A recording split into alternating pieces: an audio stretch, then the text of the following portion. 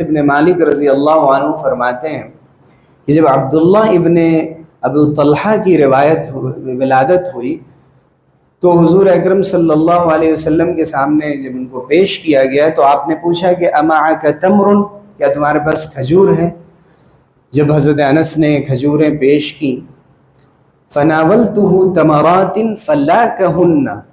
میں نے ان کو کچھ کھجوریں دیں حضور اکرم صلی اللہ علیہ وسلم کو، تو آپ نے کھجوروں کو چبایا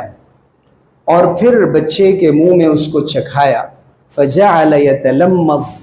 تو وہ چکھنے لگا۔ اس سے معلوم ہوتا ہے کہ کھجور کا صرف لعاب لگانا مقصد نہیں ہے، بلکہ کھجور کا کچھ حصہ بھی اس کے